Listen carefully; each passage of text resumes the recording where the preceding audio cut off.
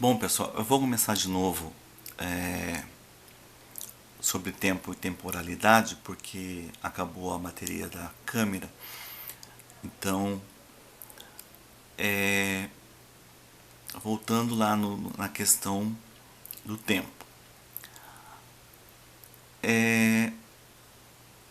Há ainda dois outros tipos de tempo. O cíclico, né, a gente falou do tempo cronológico,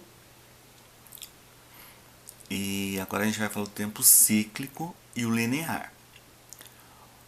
O que é o tempo no primeiro? Comum aos mitos, por exemplo, o começo coincide com o fim. É a ideia do eterno retorno da repetição constante no qual não há um único começo para a história, já que todo fim é um novo começo. Ao contrário, o tempo linear, mais comum nas sociedades ocidentais em virtude da influência judaico-cristã, tem um começo, um meio e um fim. Então, o tempo cíclico é a ideia de retorno e repetição, né? E o tempo linear tem começo, meio e fim. A noção do tempo linear é tão presente no mundo contemporâneo que a própria cronologia histórica é baseada nela. A famosa linha do tempo, por exemplo, divide o passado em eras, períodos de tempo que organizam um sistema cronológico. Consagrada na historiografia contemporânea, a divisão clássica se dá em idades antiga, moderna e contemporânea. Na página 10 do livro de vocês, da apostila de vocês, vocês vão encontrar um exercício chamado Organize as Ideias, que eu postei também na página do Google para que vocês, na sala de aula do Google, para que vocês resolvam essas atividades, tá? Tem um anexo lá, vocês resolvem no anexo e me devolvem, tá bom? Página 10 e página 11. Aí, um outro fato importante que nós temos para concluir a nossa aula, quase concluindo, um outro tópico importante é o sujeito histórico. Quem é o sujeito histórico? O sujeito histórico é o construtor da história. É aquele que faz parte da história. E como eu falei para vocês, a gente vai encontrar o sujeito ativo e o sujeito passivo. O sujeito ativo da história é aquele que atua diretamente na história. É aquele que está diretamente fazendo parte da história de uma forma a produzir a história de uma forma muito mais atuante. E o sujeito passivo são os atores coadjuvantes, né? Não é o ator principal. Nós temos a população de uma cidade. Na população de uma cidade nós temos pessoas importantes que se destacam na cidade. Nós temos o prefeito, os vereadores, o delegado de polícia, nós temos os policiais, os bombeiros, os enfermeiros, os médicos, são pessoas de maior destaque. E nós temos a população. A população é em maior número. É ela que, na verdade, conduz todo o movimento, todo o mover da história. Ela que faz com que a história se movimente. Mas nós temos os personagens principais e os personagens secundários. A história é feita de grandes e pequenos personagens. Um detalhe importante, não é porque nós temos grandes e pequenos personagens que nós não vamos dar importância para esses personagens, tá? Esses personagens têm tanta importância quanto os pequenos e os grandes. Todos têm importância. O prefeito e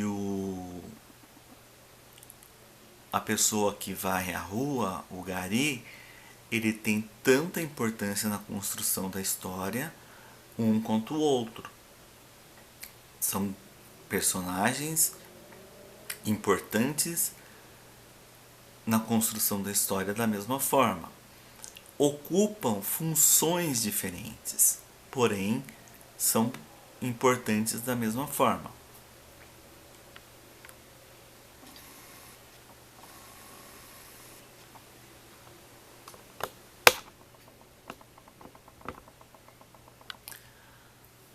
Não se preocupem se a visualização do slide não ficar bom aqui na explicação, porque depois eu vou disponibilizar para vocês os slides lá na página do Google. Deve-se valorizar a participação de todo e qualquer indivíduo. Todo e qualquer indivíduo é importante na produção histórica. Vamos ao texto. Quando pensamos nos grandes feitos do passado, normalmente lembramos dos grandes personagens como reis, imperadores e generais. É comum acreditar realizações históricas a figuras de destaque. A própria história perpetuou essa maneira de olhar para o passado. Mas, como mencionado anteriormente, a historiografia muda constantemente, pois a história é filha de seu tempo. As mudanças ocorridas nas sociedades humanas nos últimos 100 anos influenciaram os historiadores a lançar outro olhar sobre o passado. Uma nova forma de interpretar os acontecimentos. Uma das principais inovações em relação à prática historiográfica de privilegiar apenas os grandes personagens foi a percepção de que a história não pode se resumir à ação de apenas algumas pessoas importantes. No decorrer do século XX, ficou claro que o passado pertence não apenas às figuras de destaque, mas também a vários outros personagens, muitas vezes anônimos, que contribuíram para o desenrolar de fatos históricos. Nessa nova concepção investigativa do passado, os historiadores buscaram dar voz aos inúmeros indivíduos que tiveram postura ativa em seus determinados processos históricos. Vamos parar para pensar um pouquinho.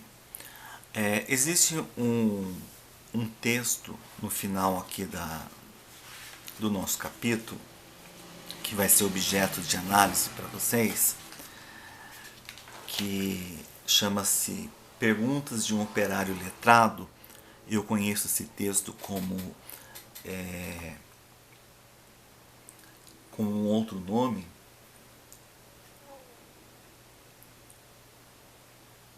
do Bertold Brecht, que fala sobre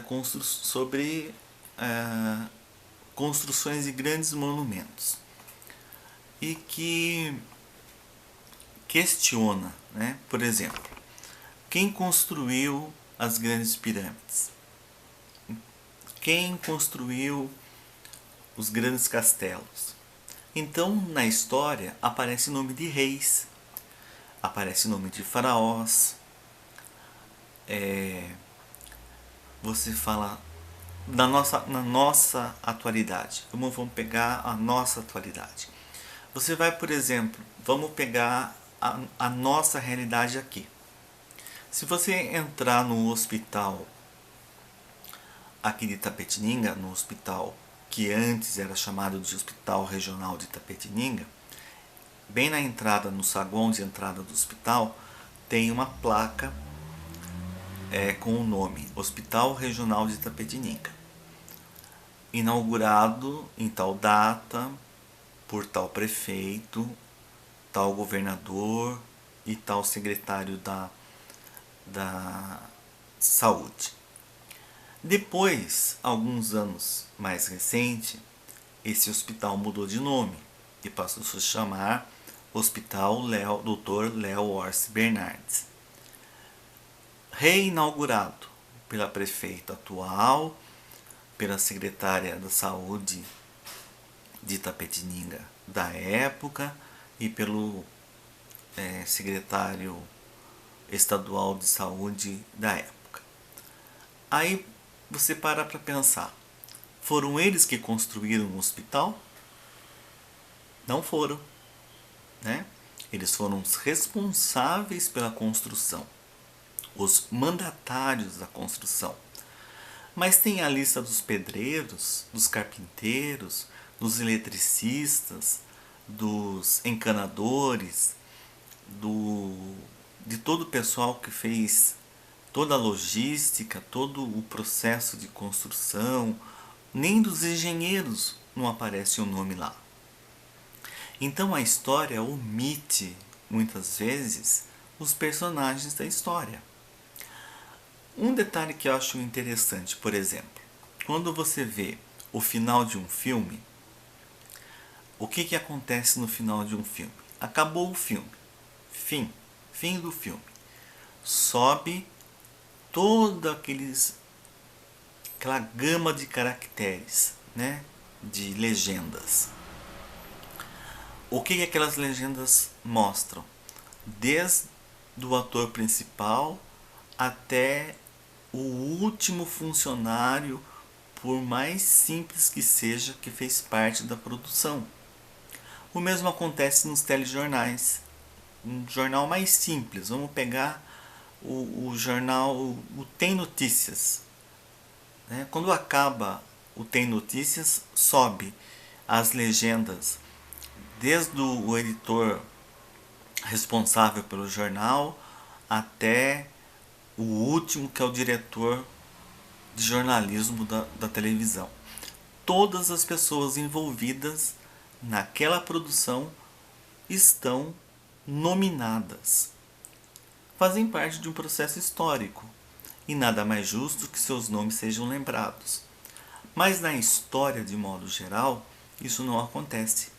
Muitos personagens históricos foram esquecidos ao longo da história. E é isso que é uma das lutas que o historiador busca compensar.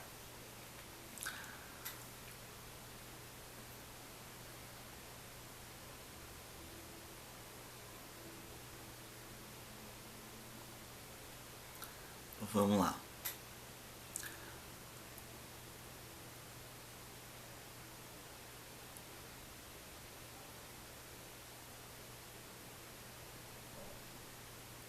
No decorrer do século XX, ficou claro que o passado pertence não apenas às figuras de destaque, mas também a vários outros personagens, muitas vezes anônimos, que contribuíram para o desenrolar dos fatos históricos.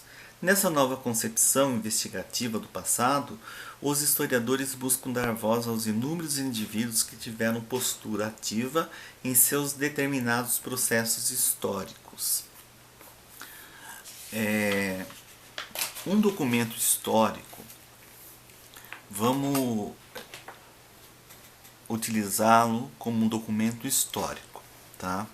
Nós vamos deixar de lado um pouco a questão religiosa. Vamos pensar no ponto de vista da história.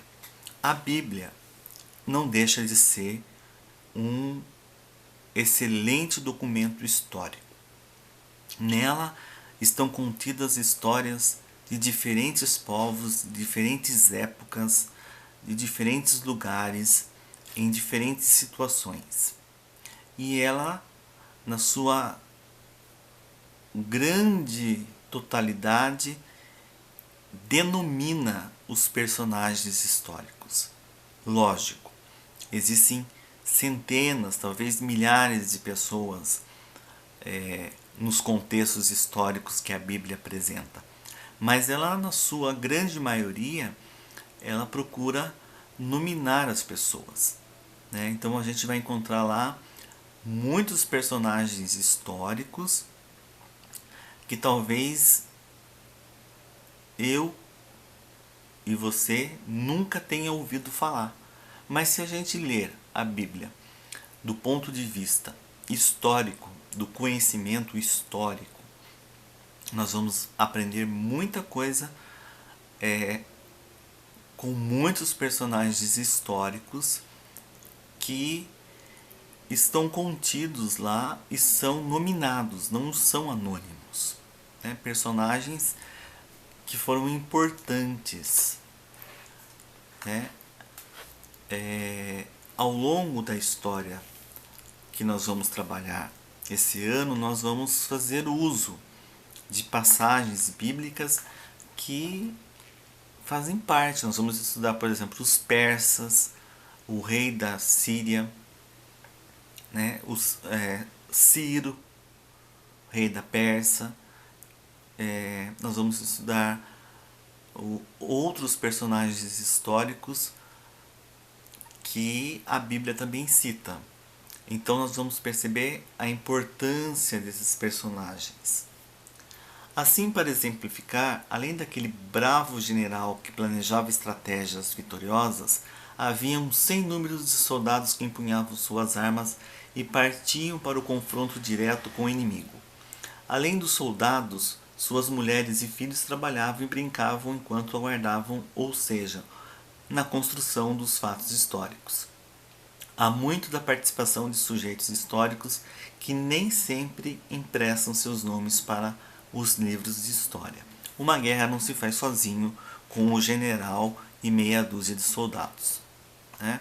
Nós temos os generais, os capitães, enfim, todo uma lista, né? Um organograma de funções dentro do exército, mas cada pelotão, cada grupo de soldados tem o seu capitão, tem o seu sargento, tem o seu tenente, tem o seu subtenente, mas tem os seus soldados. E cada soldado tem o seu nome, né?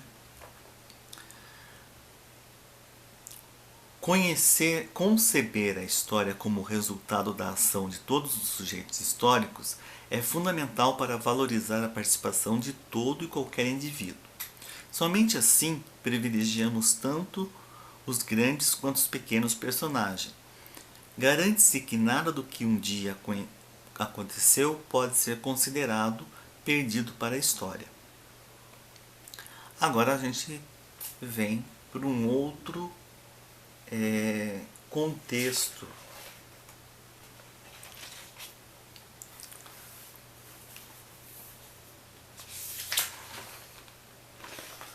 Nesse organograma, esse contexto está invertido. Nós temos sujeito histórico, cultura e cidadania. Na verdade, aqui no nosso livro didático, na nossa apostila, nós vamos falar primeiro de cidadania. O que a cidadania traz para nós? Cidadania. Cidadão é um indivíduo que tem direitos e também deveres em relação à sociedade da qual faz parte. Conhecer a história pode oferecer condições para que um cidadão desenvolva seu senso crítico e se perceba como um sujeito histórico ativo. Nunca, como dizia um ex-presidente, né, conhecido ex-presidente do Brasil, nunca na história desse país foi tão importante fazer uso da cidadania como está sendo agora, nesse momento que estamos vivendo em 2020. Tá? Conhecer a história para oferecer condições para que um cidadão desenvolva seu senso crítico e se perceba como um sujeito histórico vivo. Nós vamos ter que fazer uso do nosso senso crítico. o uso de forma racional, coletivo, né? Isso que é importante. Atualmente pode-se constatar que cada vez mais se fala sobre cidadania. Vários órgãos governamentais ou não, assim como os diversos meios de comunicação, abordam temas ligados à cidadania. Entretanto, o que é cidadania? Que todos falam. Realmente desfrutamos dela? São duas perguntas que precisamos responder antes de continuarmos nossos estudos sobre história. Então, é importante responder essas duas perguntas. Cidadania é um conceito que já assumiu vários significados no decorrer da história. De maneira geral, é a qualidade daquele que é cidadão, que tem direitos e deveres para com a sociedade da qual faz parte. É comum as pessoas relacionarem cidadania com o direito de votar. Está certo, mas não é só isso. Cidadania envolve mais que apenas a participação política. Refere-se a outras práticas socioculturais e até econômicas, bem como a reivindicação individual ou coletiva por melhores condições de vida no bairro, na cidade, no trabalho, na escola, em relação ao meio ambiente, etc. Sabendo que a cidadania fica mais Sabendo o que é cidadania, fica mais fácil responder à segunda pergunta. Desfrutar de plena cidadania é, portanto, estar envolvido com o mundo que nos cerca. É saber respeitar as diferenças culturais, étnicas, religiosas ou políticas existentes em nossa sociedade. É assumir uma postura ativa diante das desigualdades, procurando fazer a justiça prevalecer sempre. É saber identificar e preservar o patrimônio histórico e cultural, tanto nosso quanto dos outros povos. É agir conscientemente em relação aos recursos naturais do planeta Terra, pois o exercício da cidadania é também uma preocupação com a vida e a dignidade humana. A história, por todas as suas características intrínsecas, pode oferecer condições para que um cidadão desenvolva um senso crítico e perceba-se como sujeito histórico ativo. Reconhecer as diferenças e desigualdade, identificar patrimônios da humanidade e ter conscientização ambiental são temas desenvolvidos nas aulas de história. Por isso elas têm um grande potencial de ajudar a aprimorar atitudes e valores imprescindíveis para o exercício pleno da cidadania, como destacou o historiador Olin Pezer. Então, o que a gente pode tirar desses dois tópicos? Da cidadania e do senso crítico do cidadão.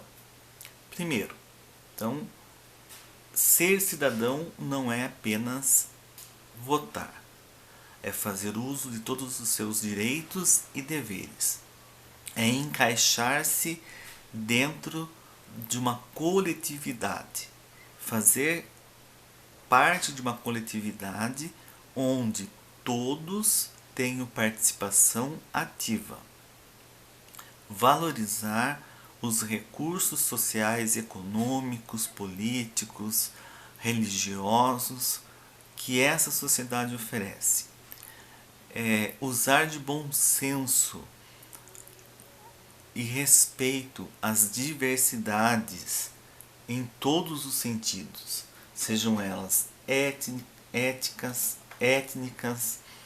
religiosas, de gênero, que tem se falado bastante ultimamente,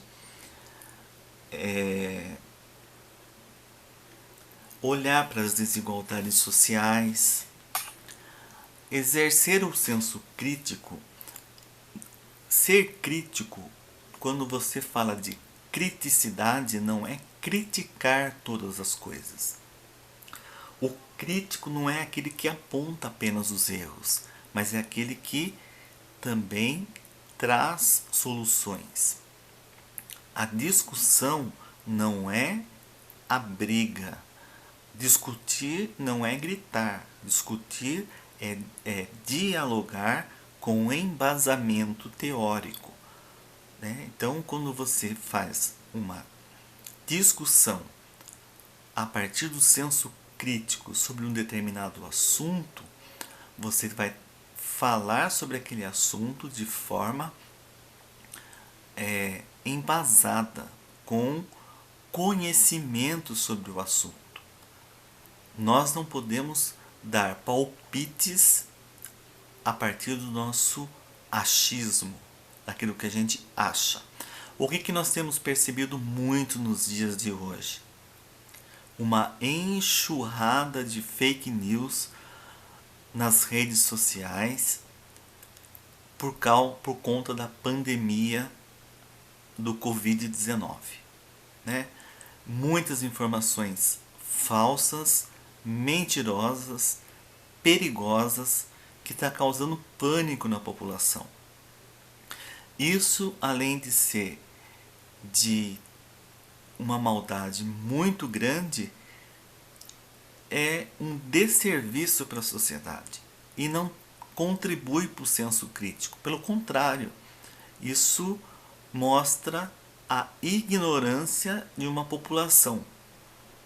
O senso crítico cabe a nós, que temos o senso crítico, que somos formadores de opinião, nós, professores, educadores, e mesmo vocês, alunos, que já possuem um grau de maturidade mais avançada, discutir de que forma, a partir do embasamento teórico, do conhecimento que você já tem, que a mídia séria, a mídia correta tem trazido sobre as informações para evitar doença, para seguir as orientações do Ministério da Saúde, para não fazer aquilo que o nosso mandatário principal do país está fazendo de errado, né? Se a ordem é fique em casa, nós não vamos sair por aí fazendo o que está fazendo o nosso presidente da República, né? Que está virando motivo de piada internacional por conta da desobediência do seu próprio ministro da Saúde. Isso é analisar uma situação do ponto de vista do senso crítico. Nós não estamos falando isso porque eu acho, porque eu não gosto do presidente, porque eu não sou do partido. Não. Nós estamos falando isso porque nós estamos com embasamento teórico. Nós estamos assistindo a TV, nós estamos ouvindo o rádio, nós estamos lendo notícias na internet, nós estamos embasando nosso conhecimento científico e por isso nós estamos fazendo uma crítica de cunho científico a partir do nosso senso crítico.